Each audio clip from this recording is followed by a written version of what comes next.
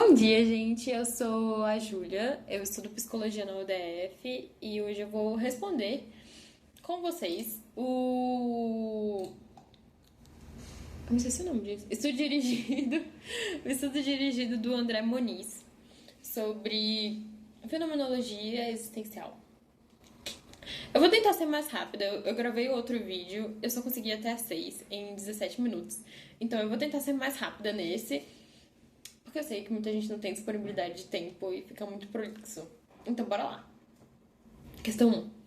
No texto, o autor descreve que a existência é a condição de sonhador do homem. Relacione esta frase com a condição de abertura de possibilidades como algo que é específico do ser humano. Então, para a fenomenologia existencial, a gente é... Nós somos abertura. Nós somos abertura a possibilidades. Ou seja, você pode ser muitas coisas que você ainda não é. E isso te condiciona nesse sentido de existência, por quê? Porque apenas os seres humanos conseguem se mover em direção daquilo que eles ainda não são. Entende? O passarinho, ele não acorda de manhã e pensa: amanhã eu vou ser um pintor. Não, ele só está lá, vivendo na condição de passarinho que lhe foi dada. Nós conseguimos nos mover em direção aos nossos sonhos, entende? Em direção àquilo que nós ainda não somos. Por isso que é uma condição específica do ser humano, beleza? 2. A obra de arte é algo que fala ao homem. Explique por que a obra de arte é um encontro, uma reunião entre o que o artista percebe, o que ele expressa, o que nós percebemos e o sentido que atribuímos. Beleza? Então, quando o artista faz a obra, ele está materializando aquilo que a obra poderia vir a ser.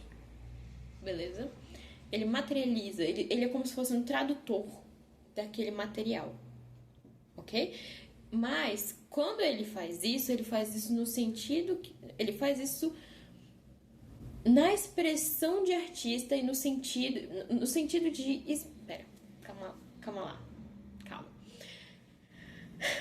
Quando alguém compõe uma música, ela faz essa música a partir do que ela gostaria de expressar com aquela música. Ela pensou e ela faz aquela música nesse sentido.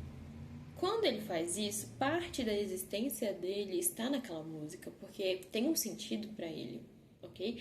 Quando você escuta a música, aquela música, mesmo que seja a mesma letra, as mesmas notas, ela vai ter um sentido específico para você, ok? Você vai dar outro significado para ela. Só que parte da sua existência também está nesse sentido que você deu para a música. Por isso que quando a gente chega nesse sentido, quando a gente olha para a apreciação da arte, a produção da arte como uma reunião, é justamente isso. Parte de quem nós somos está na arte que expressamos e parte de quem o espectador está no sentido que ele atribui. Então, é essa a visão, entendeu? Eu espero que tenha ficado claro. A história dos desejos, questão 3. Bora lá. Explica a seguinte frase: por que são nossos sonhos que nos fazem sensíveis, que nos abrem para o cuidado dos outros, das coisas e até de nós mesmos? Então, já explica na questão 5 também. Não, pera. Questão 4, na real, quando ele fala do ser como também. Os sonhos nos fazem sensíveis, por quê? Porque nenhum sonho é um sonho isolado. Nós não conseguimos ser nada além do que nós somos isoladamente. Tudo que nós pensamos em ser envolve o outro. Quem nós somos envolve o outro, entende? Isso é indiscutível. Quer dizer, é discutível, mas para essa perspectiva não é discutível. Então, quando nós sonhamos no sentido de ser com alguém. Quando nós estamos estudando psicologia, nós estamos pensando em ser psicólogos. Mas nós conseguimos ser psicólogos sozinhos? Não conseguimos. A gente precisa desse contato com o outro. Então, sempre envolve uma expectativa de que esse outro também abrace o nosso sonho. Isso para qualquer sonho. Então, isso nos torna extremamente sensíveis, sabe? A esse contato, a esse cuidado do outro, entende? Inclusive, a profissão psicólogo é uma profissão de cuidado, então É uma coisa completamente... É uma coisa que nos traz para essa questão de sensibilidade, sabe? E é isso, sabe? E a partir do momento que nós sonhamos, a gente espera que o mundo, as pessoas e nós mesmos tenham ações que vão de acordo com esse sonho. E se isso acontece ou não, isso nos sensibiliza enquanto pessoas que existem, porque a gente espera que o mundo concretize. Geralmente isso não acontece, mas, mas a gente sempre se move em relação a isso, a gente sempre se sensibiliza e se move em direção aos nossos sonhos. Questão 4. Os sonhos se relacionam com dimensões importantes da existência, como o ser com, a espacialidade e o ser de um estado de humor. Escolha um desses conceitos e explique essa relação. Então, o ser com eu já expliquei na questão 3. A espacialidade, a gente tem que entender a espacialidade como existencial do ser no sentido de lugar. Mas é um lugar que nós atribuímos sentido. Não é um lugar tipo, eu sonho em estar do outro lado da rua, então eu vou pro outro lado da rua. Não. Essa rua tem um significado para você. Lar, por exemplo. Lar, trabalho, tudo isso são lugares, mas são só lugares? Não. São lugares que nós sentimos, são lugares que nós damos significado. Então, os nossos sonhos também nos pretendem levar a algum lugar. Entende? Então, por exemplo, eu estou num lugar hoje de estudante, mas eu também quero estar num lugar de profissional no futuro. Então, eu vou me mover em direção a esse lugar, nesse lugar de uma clínica, às vezes, nesse lugar de estar em uma faculdade dando aula. Então, também tem a ver com isso, sabe? Ser de estado de humor. O Heidegger, ele fala que tudo que nós percebemos, nós percebemos no sentido de uma disposição. E essa disposição é justamente essa questão de estado de humor, de sentimento mesmo, de emoção, de afeto. Então, o nosso sonho, ele nos traz essa questão do afeto. E nós também, quando sonhamos, nós buscamos ter um tipo de afeto, um tipo de estado de humor. Entende? Quando esse sonho é concretizado ou não, esse ser de estado de humor, ele se afeta com isso, entende? Nós sentimos. Quando nós somos frustrados, nós sentimos. Quando nós, nesse próprio livro, quando nós agimos ou temos ações que não vão de acordo com os nossos sonhos, nós sentimos culpa. Então, esse ser de estado de humor, ele tá constante na construção, na realização, na vivência, na expectativa desse sonho.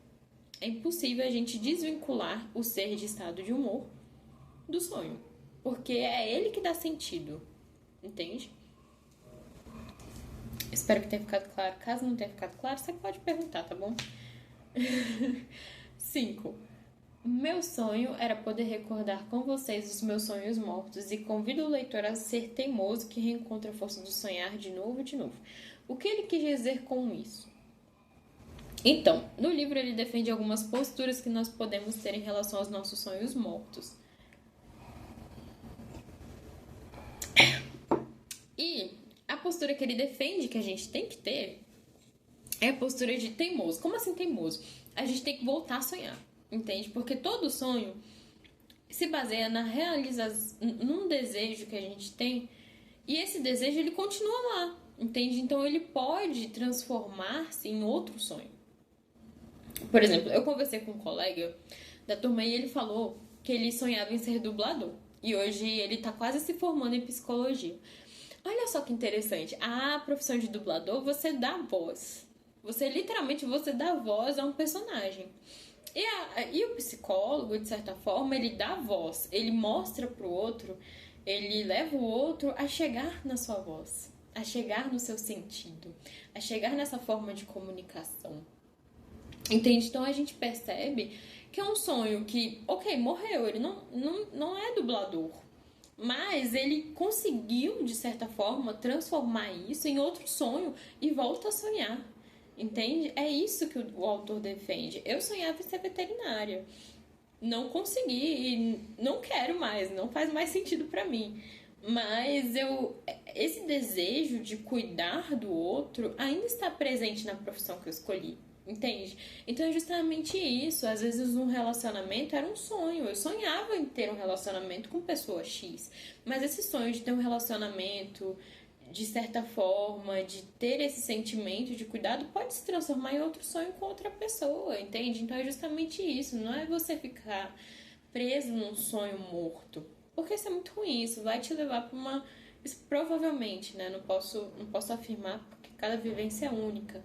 Mas provavelmente vai te levar para um lugar de sofrimento, entende? E falando nisso, a gente tem o desfecho. O que é o desfecho? O desfecho é um encerramento de ciclo com significação e esclarecimento. Eu vou tentar explicar essas 4 questões do desfecho dando uma explicação simples. Talvez não consiga explicar 9 porque ele fala de outro rolê. Mas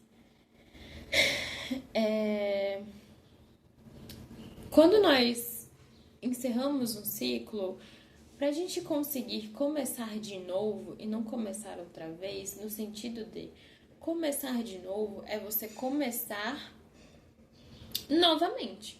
Você fechou aquele ciclo e você começa de novo. Mas não é começar outra vez da mesma forma, com os mesmos significados, entendeu? A gente precisa, no encerramento de qualquer ciclo, a gente precisa ter uma significação, a gente precisa aprender com aquela história, a gente precisa ter uma percepção de significado que faça sentido para a gente, entende? Naquele encerramento de ciclo. Então, a gente precisa começar de novo, entende? Quando você termina um relacionamento, houveram coisas boas. Inclusive, a colega da turma, ela falou sobre isso, houveram coisas boas naquele relacionamento. Aquele fim houve um significado, houve um porquê daquele significado. Quando você começar outro relacionamento, é ideal que você comece de novo. Não que você comece outra vez. Não que você comece nesse lugar de vou fazer tudo igual, vou fazer as mesmas coisas, vou vivenciar o mesmo ciclo. Não.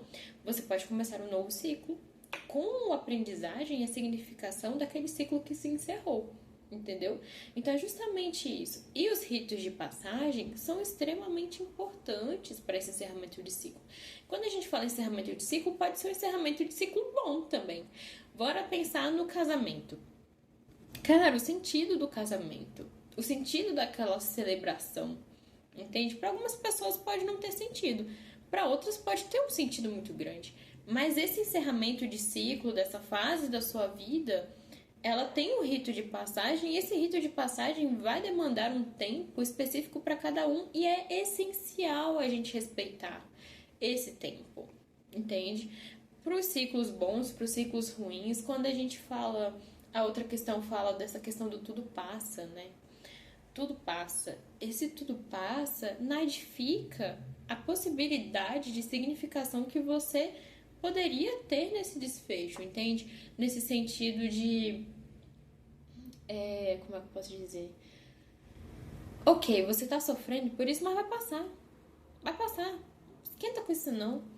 Cara, você precisa respeitar o tempo daquela pessoa naquele sofrimento, naquela tentativa, naquela busca de sentido, sabe? O luto, as fases do luto, elas existem porque a gente está tentando consolidar aquele fechamento de ciclo na nossa psique, sabe? Na nossa existência. Justamente porque a gente precisa terminar e começar de novo com um novo sentido, sabe? A última fase do luto é a aceitação, e essa aceitação geralmente vem com esse significado. Tipo, ok, tive essa experiência e ela me atravessou dessa forma e isso se encerrou, e hoje eu enxergo um novo sentido na minha existência de como foi toda essa experiência, sabe? A gente precisa respeitar. E é isso. E aí a questão 9 vem falando bem assim. Espero que tenha ficado claro as coisas no texto. O autor traz interessantes metáforas. Mergulhar no solo, raízes da obscuridade, na presença do silêncio, enraizar-se. Qual a relação destes conceitos com o processo de crescimento e desenvolvimento? Bora lá. Ele traz muito essa questão da gente como Nessa questão do desfecho, na gente como semente, sabe? Na gente como seres que estão em desenvolvimento e que precisam de um lugar para conseguir sair e chegar a outro, entende? Cara, pior que eu acho que eu vou deixar essa questão para responder no outro vídeo, tá bom? Porque já deu 15 minutos e eu não estou me sentindo muito segura para explicar esta questão em específico, então eu vou ler um pouquinho e vou voltar no outro vídeo. Pode ser? Bora lá. Tchauzinho!